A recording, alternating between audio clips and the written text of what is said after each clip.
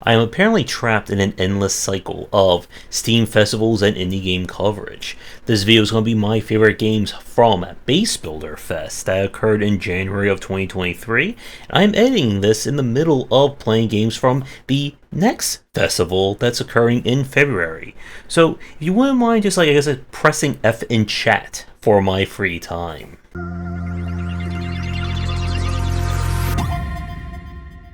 Alright, we are starting off with the game that was literally announced the day of Base Builder Fest, and that is Steamworld Build.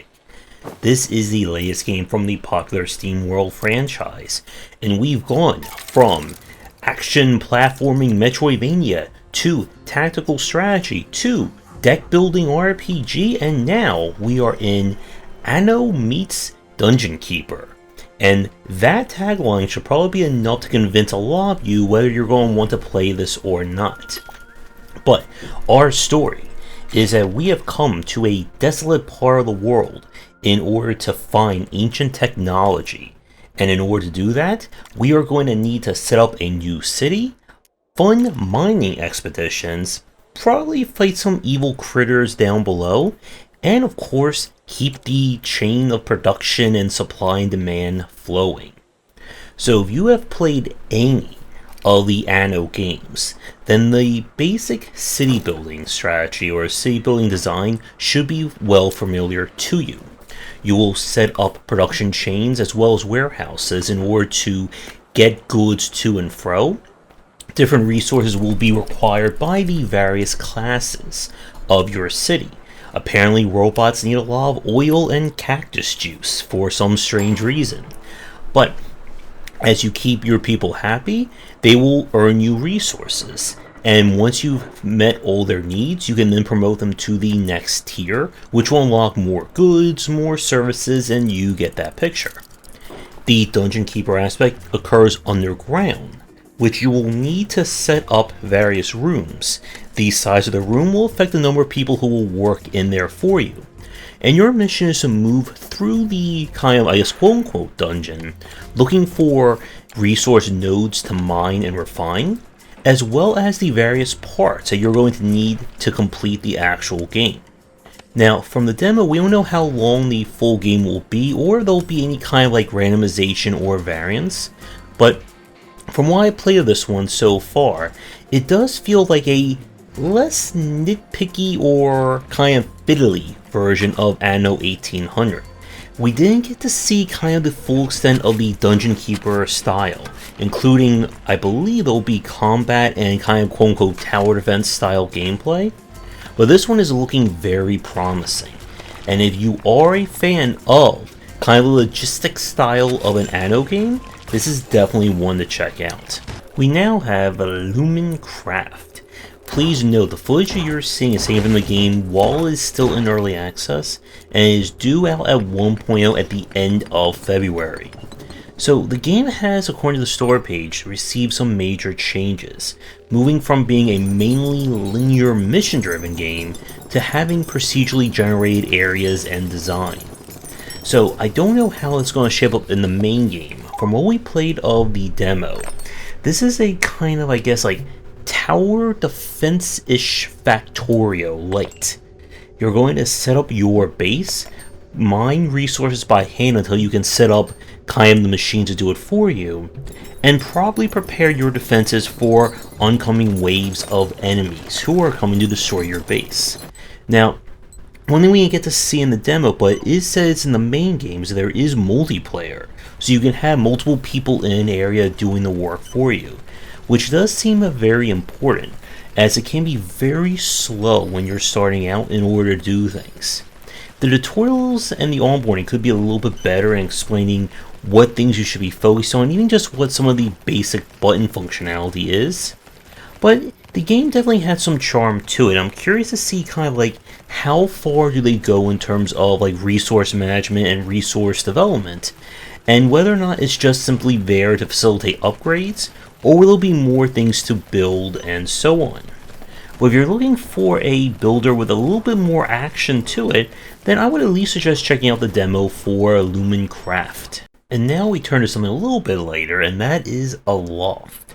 This is a survival crafter game where our kind of big hook here is that we are on Sky Islands.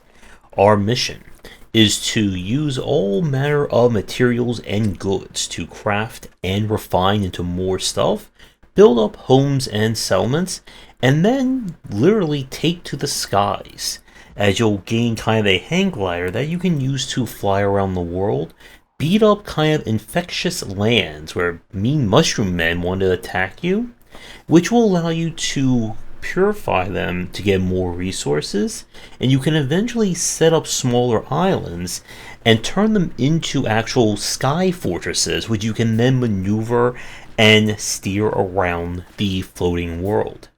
Now, this is definitely not going hardcore survival crafter. You're not going to have to manage, at least in the version that I played, food, thirst, that kind of thing. But it is one of those games that you can spend as much or as little time as you want constructing your own mansion in the skies. But what I really like about this one is definitely the playability and the easeability of being able to construct the various tools and the progression of unlocking new goods and new stuff that you can then build to then go out and do more stuff with it. So all in all, there really wasn't like a whole lot we could at least see in the demo version, I guess, in terms of like mid to late game, but this one is certainly looking promising in terms of kind of delivering a different take on the survival crafter. And if you are a fan of kind of, I guess, the later side of survival crafting, you know, games like the Subnautica style, then I would definitely check this one out. And now we turn to something that is definitely now on the casual side, and that is Astro Colony. So what we have here is Satisfactory, but in space. And I think you get the picture. Our mission is that we have arrived in a strange galaxy, and in order to get our people alive and of course not get sucked into the vacuum of space, we are going to have to do all that logistics good stuff and set up various machines, services, and eventually get people that we can use to kind of work certain aspects of our massive colony. So this is one of those games that's definitely going for the kind of everything in the kitchen sink approach to its logistics side. You'll start out with just literally a blank canvas on the top of your spaceship, or kind of quote-unquote spaceship, that you're going to need to set up essential goods, gather resources from the various asteroids and stuff floating around, and eventually set up to have things working automated for you. There is a research upgrade or research tech tree that can be used to unlock new goods, features, and so on. Now, the big thing about Astro Colony is that at this moment it is a bit on the unwieldy side. There is a lot of things going on here in terms of resources, keys, and the UI itself. And this is definitely not for someone who found the likes of a Factorio or Satisfactory to be too hard to learn. But there is definitely something here. Now please keep in mind that the footage that you're seeing, while taken from Base Builder Fest, is also from its early access. So what you see may not represent the current version of it.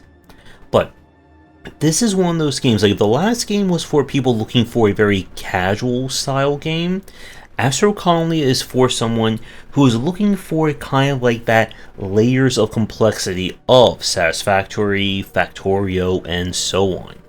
And it looks like that if you do get into this, there's certainly a lot going on in terms of how far you can go with building your space station. So with that said, we're going to take a quick break, and when we come back, we have even more games to look at from my favorites of Base Builder Fest. And as always, if you're interested in my thoughts on design, then check out my game design books. For entry-level students, we have 20 essential games to study, and then the Game Design Deep Dive series that takes an extensive look at different genres, with more coming soon. And now we turn to DeadCraft, which is, well, kind of a bit different than all the other games we've had so far in this showcase.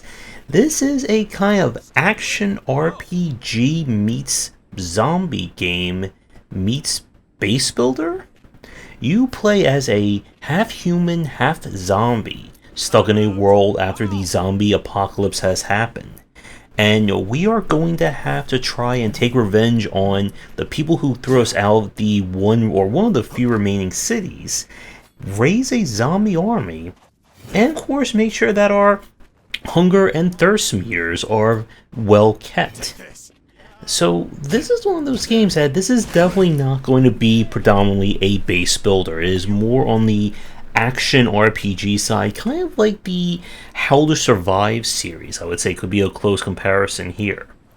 But I have to say there's definitely something charming about this one, at least from what we played, with regards to kind of the progression systems and the focus on combat. So it is the only game, I guess, on this Base Builder Fest video where you're going to be dodge rolling and finishing off enemies, and also gaining a super zombie ultimate kind of nemesis tentacle arm. Again, I am not making this up. So this is one of those games that probably for those of you watching this for base building style games, this one may not be the best one for you.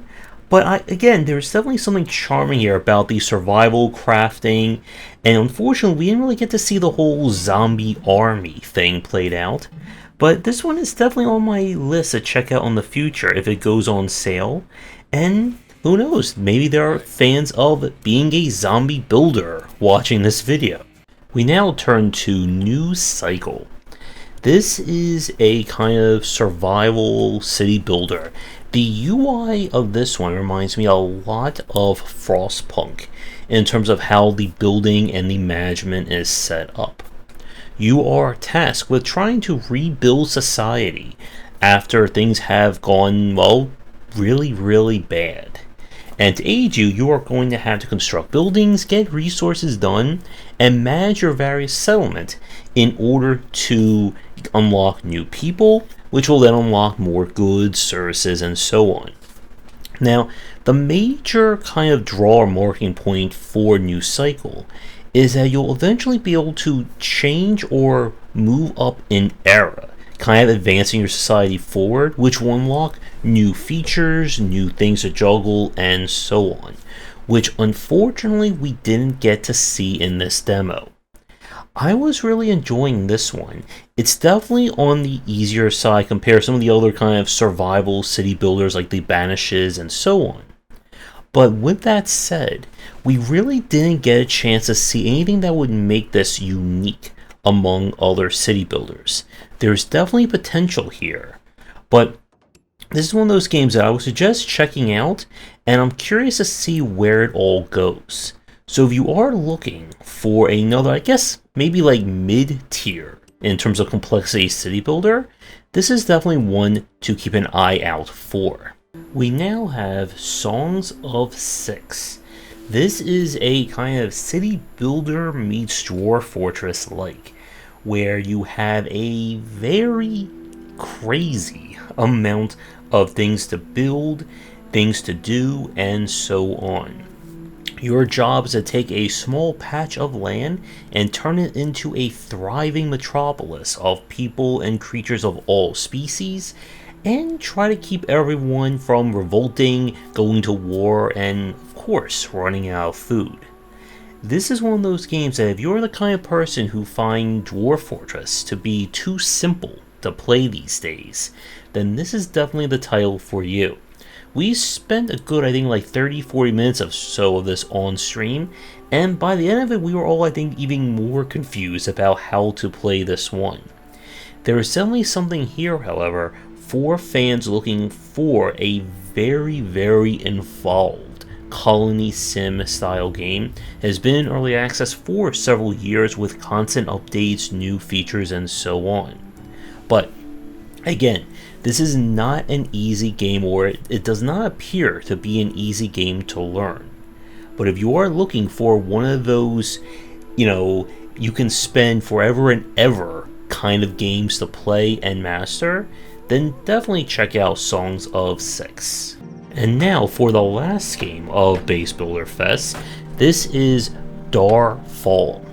So this one is kind of like a take off of the They Are Billions formula, where you must go into a world, survive, build and manage your city, and hopefully not get overcome by waves of enemies trying to kill you every single night. So where this one kind of differentiates itself from They Are Billions is that your hero here kind of falls into the ARPG design. As they'll level up, gain new abilities, you'll be able to equip gear, and you'll eventually be able to form a small army using the various buildings and so on. Now, the main thing about this one from what I played is that at least in the demo, it felt a little bit on the harder side to kind of get your economy and your settlement off the ground. You see, you're really limited based on the amount of food, as well as just how slow it can take to gather the starting resources. All the while, time is ticking down for enemy waves, and it gets, of course, progressively harder with each new wave. But there's certainly a charm to this one, and if you're someone who's looking for, I guess, a somewhat kinder version of the They Are Billions formula, then this one could be one to check out, and I'm curious to see where it goes when it is eventually released. But that is going to do it for my favorite games of Base Builder Fests. So, you will find links to all the games down below, and trust me, we got more festivals coming in 2023. Let me tackle your game for a future stream or video, please reach out. And be sure to do that liking, subscribing, bell ringing, and so on. And let me know what you think of some of these games or what are your favorite games from Base Builder Fests. With that said, be sure to visit our Discord and Patreon and come back for daily discussions on game design here and on game wisdom, where we examine the art and science of games.